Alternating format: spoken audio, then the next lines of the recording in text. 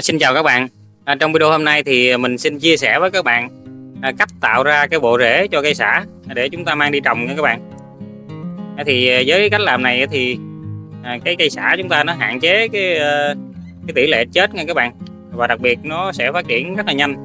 Tại vì nó đã có sẵn cái bộ rễ và nó đã ra những cái chồi non như thế này. Thì khi mà chúng ta trồng xuống thì nó phát triển nhanh lắm nha các bạn. Thì chúng ta có những cái cây sả mà chúng ta làm giống chuẩn bị trồng như thế này các bạn. Rồi các bạn sẽ sử dụng một cái ly uống nước nha các bạn. Rồi chúng ta cho nước vào. Rồi các bạn cứ cắm cái cây sả này vào trong ly thôi. Thì trên cái nắp ly uống nước đó các bạn, nó có cái lỗ như thế này để chúng ta cắm cái ống hút vào đó các bạn. Thì mình sẽ tận dụng cái lỗ này để mình cố định cái thân cây sả này nha các bạn. Đó, như vậy đó các bạn. Và các bạn cứ để như vậy sau 5 ngày sau nha các bạn, thì chúng ta sẽ có cái bộ rễ nó phát triển như thế này nè các bạn. Đây là cây sả sau 5 ngày nè các bạn. Chúng ta thấy cái rễ của nó phát triển rất là nhiều luôn các bạn. Cái cây nó thì nó rất là xanh nha các bạn.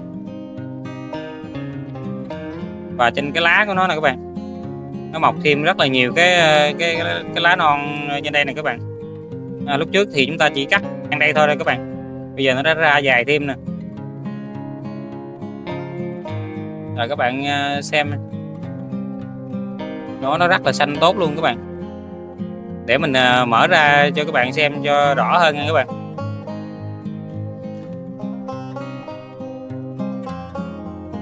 Nè các bạn xem nè, rễ của nó ra rất là khỏe, nó quấn quanh cái thành của cái ly này các bạn.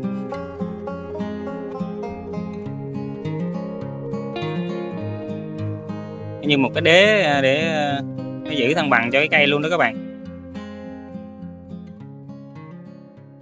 Và đây là những cái chồi non này các bạn.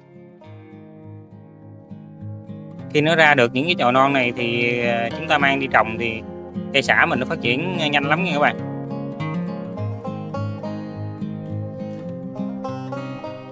Rồi bây giờ mình sẽ mang cái cây sả này, mình sẽ trồng thử cho các bạn xem nha. Thì chúng ta chỉ việc cắm xuống đất rồi chúng ta lắp đất rồi thôi các bạn.